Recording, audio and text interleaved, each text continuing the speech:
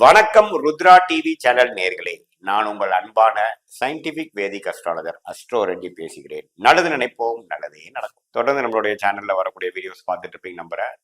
அறிவியல் சார்ந்த ஜோதிட கருத்துக்கள் எந்த விதத்திலையும் கூட நம்பிக்கையில போகாமல் உள்ளது உள்ளவாறு பார்த்து கொண்டிருக்கிறோம்.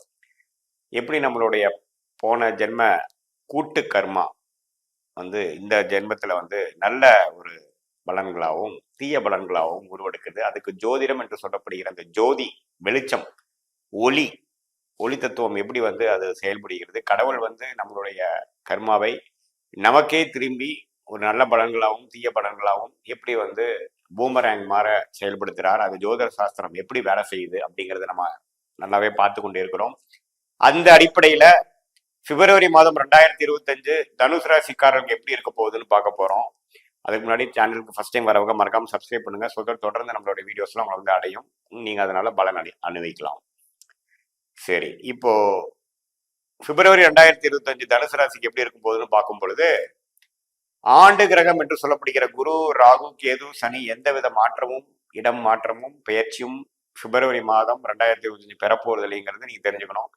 மார்ச் 29ஆம் தேதி சனியும், ராகு கேது ஏப்ரல் மே, குரு ஏப்ரல் மே அந்த மாதிரி டைம்ல தான் பயிற்சி பெறுகிறார்கள். ஸோ பிப்ரவரி மாதம் அதே அந்த ஆண்டுகிரகங்கள் நீடித்திருக்கிறார்கள் தெரிஞ்சுக்கணும்.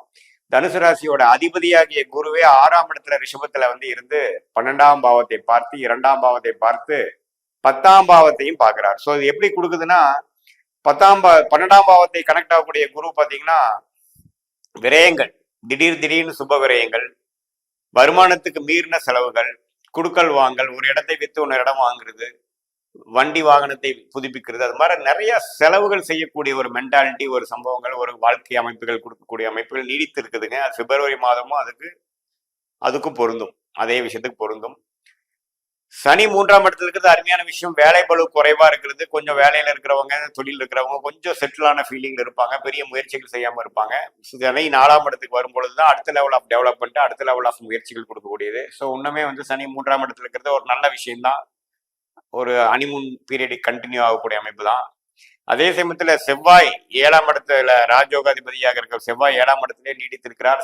மிதனத்திலேயே முழுசாக மாதம் முழுவதும் இருக்கிறாருங்கிறது கொஞ்சம் இல்லற வாழ்க்கை, நண்பர்கள் விஷயத்துல கொஞ்சம் கேர்ஃபுல்லா இருக்கணும்.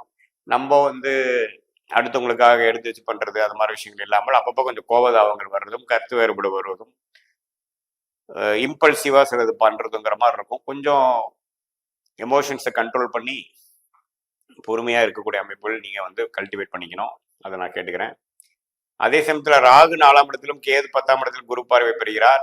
தொழில் வேலையில ஒரு கவனம் இருக்கதான் செய்யும், அது நல்லா டெவலப் பண்ணக்கூடிய அமைப்புகள் இருக்கும். கொஞ்சம் மாறுதல், ஒரு அடுத்த லெவல் போகக்கூடிய அந்த சனி பயிற்சி ராகு பயிற்சி வரனால அதுக்கு வேணுங்கிற ஃபவுண்டேஷனான சில மாற்றங்களை கொடுக்கக்கூடிய மாதமாகவும் பிப்ரவரி மாதம் இருக்கும். இப்போ அடுத்த மாசம் மார்ச் ஏப்ரல் மாசத்துலேருந்து ராகு சனி குரு பயிற்சியில வரும்பொழுது அந்த பயிற்சி பலன்கள் என்ன கொடுக்கணுமோ அதுக்கு வேணுங்கிற அடிப்படையான சில வாழ்க்கை சம்பவங்கள், சில மாற்றங்களை கொடுக்கக்கூடிய ஒரு மாதமாக பிப்ரவரி மாதம் 2025 தனுசு ராசிக்காரர்கள் இருக்கும் தெரிஞ்சுக்கணும். ஸோ அதனால இந்த ஆண்டு கிரகங்கள் இது மாதிரி ஒரு அமைப்பு இருக்கிறது தப்பில்லை. மாத கிரகங்கள் எப்படி இருக்குன்னு பார்க்கும் பொழுது, புதன் 2ஆம் இடத்துல மகரத்துல நட்பு வீட்டில் இருக்கக்கூடிய புதன் மாதத்தின் 3வது வாரம் 3ஆம் இடத்துக்கு போறார். முதல் 2 வாரம் குருவின் பார்வையில் இருக்கிறார். ஸோ மாணவ செல்வங்கள் எல்லாம் படிக்கக்கூடிய அமைப்புகள் இருக்கு, கான்சென்ட்ரேஷன் இருக்கு. 3வது நாளாவது சனியோட சேரும் பொழுது கொஞ்சம் கான்சென்ட்ரேஷன் மிஸ் ஆகக்கூடிய அமைப்புகள் உண்டு. ஸோ மாதத்தின் செகண்ட் ஹாஃப் கொஞ்சம் கவனமாக இருக்கணுங்கிறது நான் கேட்டுக்கிறேன். வேலையில் இருக்கிறவங்க, ஐடி துறையில் இருக்கிறவங்க, படிக்கக்கூடியவங்க, காம்படிட்டிவ் எக்ஸாம்ஸ் எழுதவங்க, காலேஜில் மேற்படிப்பு படிக்கிறவங்க எல்லாமே கொஞ்சம் மாதத்தின் 2வது of 3rd and 4th week கொஞ்சம் கவனக்குறைவு, ஃபோக்கஸ் பண்றதுல சிரமங்கிற மாதிரி சில விஷயங்கள் இருக்கும். கொஞ்சம் மெடிடேஷன் அது மாதிரி விஷயங்கள் பண்ணி மனசை திடப்படுத்தி டிஸ்ட்ராக்ட் ஆகாம இருந்துக்கணும், நெகட்டிவிட்டிக்குள்ள போகாம இருக்கணும்னு கேட்டுக்கிறேன். ஏன்னா சனியோட புதன் சேரும் பொழுது குருவின் பார்வையிலிருந்து விலகிறார்.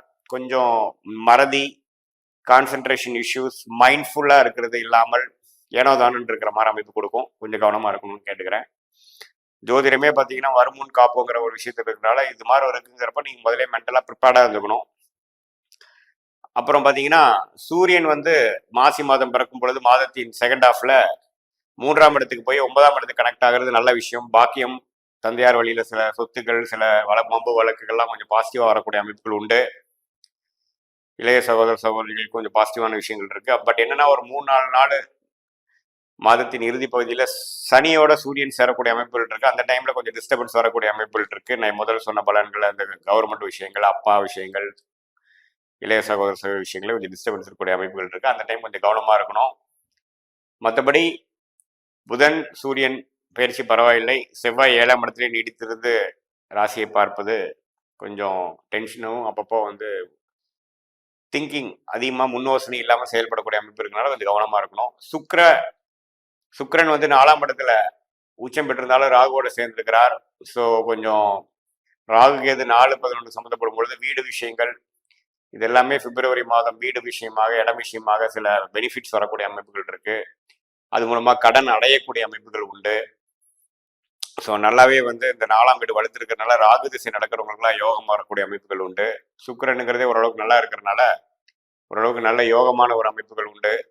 ஸோ பொதுவாக பார்க்கும் பொழுது பிப்ரவரி மாதம் வந்து ஓரளவுக்கு ஏப்ரல் மேக்கு அப்புறம் வரக்கூடிய குரு பயிற்சி, ராகு பயிற்சி, சனி பயிற்சிக்கு வரக்கூடிய விஷயங்களுக்கு ஒரு ஃபவுண்டேஷனான அமைப்பும் ஓரளவுக்கு அடுத்த லெவல் கட்ட நடவடிக்கை வேணுங்கிற ஒரு அமைப்புக்கு கொடுக்கக்கூடிய ஒரு விஷயமும் கண்டிப்பாக உண்டு.